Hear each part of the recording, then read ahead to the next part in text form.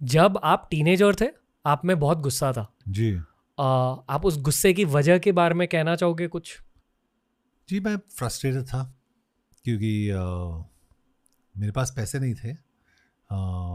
मैंने अपने डैड को और मॉम को स्ट्रगल करते हुए देखा। It's like any youngster going through that struggle. और जिस स्कूल में मैं गया वहाँ पे सिर्फ अमीर बच्चे थे, और स्कूल में मैं चैम्पियन था हर चीज़ में। एथलेटिक्स में 100 मीटर्स, 200 मीटर्स, अभी ओलंपिक्स चल रही है तो मैं उसके बारे में बात कर सकता हूँ। And I watch the Olympics. तो 100 metres, 200 metres, shortcut, javelin, discus, 4x100 metres, तो एथलेटिक चैम्पियनशिप्स मेरे लिए बहुत मायने रखता था। क्योंकि इन अ क्लास ऑफ 35 में इतना स्मार्ट नहीं था। आई सो स्टैंड 7th और 8th, तो मैं एवरेज स्टूडेंट था इन अ क्लास ऑफ 35। लेकिन स्पोर्ट्स में मैं अव्वल नंबर पे था। I was always winning. I was a captain of the football team, सब कुछ।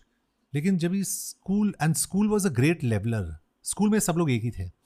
आप पॉपुलर थे क्योंकि आप पढ़ाई में बहुत अच्छे करते थे या स्पोर्ट्स में आप अच्छे थे। लेकिन जब भी मैं स्कूल से बाहर निकला तभी मुझे असलियत पता चल गया। क्योंकि मैं ऑटो रिक्शा भी नहीं, मैं ट्रेन 2nd क्लास कंपार्टमेंट में, मेरा 3 मंथ का पास था, और बस से मैं जाता था। और मेरे जो क्लासमेट्स थे उस वक्त पे, दे ऑल हैड, उस वक्त पे मैं 1990, 91, 92 की बात कर रहा हूँ, दे हैड आउडीज, मर्सिडीज, BMWs। तो मुझे वो फ़र्क दिखा। और उनके पेरेंट्स क्या करते थे? इंडस्ट्रियलिस्ट थे, बड़े एक्टर्स थे, दे वर रियली बिग पीपल, और दे वर कंफर्टेबल। और उस वजह से मेरे अंदर वो थोड़ा फ्रस्ट्रेशन क्रीप हुआ। I said listen, why can't, मेरे पास इतना क्यों नहीं है।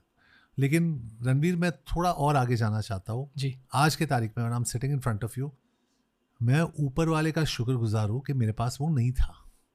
क्योंकि मेरे पास एक पेरेंटहुड था, एक अपब्रिंगिंग था, which I am so proud about. क्योंकि मेरे जो पिताजी है और मॉम है, the values they gave me, शायद वो बच्चों को शायद नहीं मिला होगा। क्योंकि I know the value, I believe कि उस वक्त पे I knew the value of everything, लेकिन उनको they knew the price of everything. So एक बहुत बड़ा फ़र्क था। So I am grateful. यहाँ थोड़ा सा पॉज कर लेते हैं। मैं आपके पेरेंट्स के बारे में जानना चाहूँगा। पहले मम्मी के बारे में बात करते हैं। वो एक चीज़ क्या है जो आपने मम्मी से सीखी in terms of values? Mummy के बारे में शायद एक टॉप चीज़ जो मैंने सीखा इज़ सोशल वर्क। अगर मॉम के हाथ में 100 रुपये है तो 99 रुपये, 99 rupees used to go to charity. तो वो मॉम से सीखा मैंने, वो सबसे बड़ी चीज़ थी मॉम से।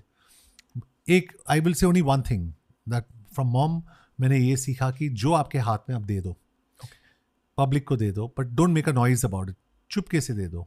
You know the character of a person, जो आदमी का जो कैरेक्टर है तभी पता चलता है जब ये आप अपने चैरिटी के बारे में चिल्लाते नहीं हो।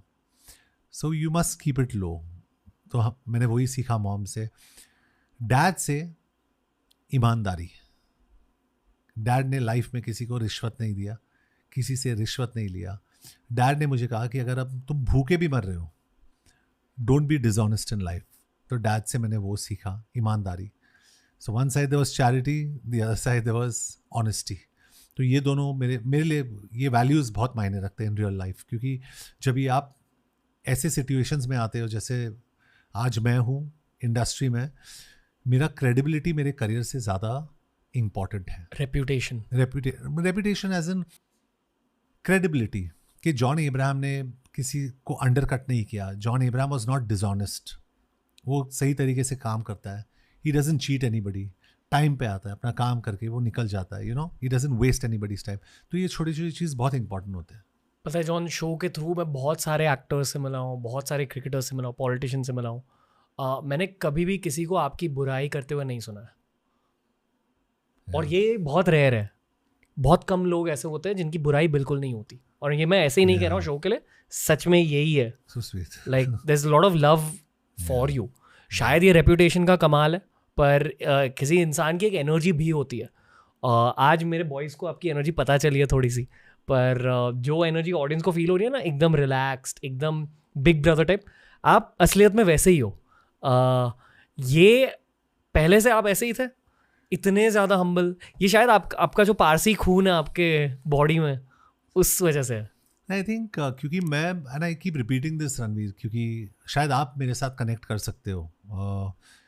आई थिंक मैंने मिडिल क्लास, क्योंकि मैं ग्रोइंग अप मैं बहुत ही मिडिल क्लास था, और आज के तारीख में भी माइंड में मैं बहुत ही मिडिल क्लास हूँ आज के तारीख में. And I would like to say this on record, my mom is 74 years old. मेरे पिताजी जो है उनसे 12 साल उम्र में ज़्यादा है, 86. आज के तारीख में भी उनके पास एक छोटी सी गाड़ी है, लेकिन 99% of the time auto rickshaw या बस से ट्रैवल करते हैं इस उम्र में भी. तो वो जो वैल्यूज़ है, मैं ये नहीं कह रहा हूँ कि ये गलत है, ये सही है, और ये मैं इम्प्रेशन क्रिएट करने के लिए कर रहा हूँ, but I have middle class values, जो मेरे लिए मेरा सबसे बड़ा एडवांटेज है. क्योंकि मैंने मेरी टीम को मैंने यही कहा कि हमें छोटे से प्रिविलेजेस मिलते हैं. जैसे अगर आप एयरपोर्ट पे जाओ, लाइन कट करके आपको आगे भिजवा देते हैं, तो मैंने कहा आप हमेशा लाइन में खड़े रहो, don't cut your line and go ahead. क्योंकि कल ये जो शौहरत है, ये जो पैसा है, फेम आपके पास बचेगा नहीं, तो आपको वापस वो लाइन में ही खड़ा होना पड़ेगा. So learn to stand in line now. और हमेशा हमारे इंडस्ट्री में, रणवीर आपने भी देखा होगा, चाय से प्याली गरम, जो बोलते हैं ना, चाय से किटली गरम. हमारे आसपास जो लोग हैं वो ज़्यादा एटीट्यूड वो थोड़ा दिखाते हैं. हम we have to be politically correct. मैं आधा पारसी हूँ, so I am not going to be politically correct. So I tell my people, जो भी मेरे लोग हैं जी, कि आप लोग अपनी औकात में रहना, be middle class, behave middle class, क्योंकि हम लोग मिडिल क्लास लोग हैं, और ये हमारा सबसे बड़ा एडवांटेज है.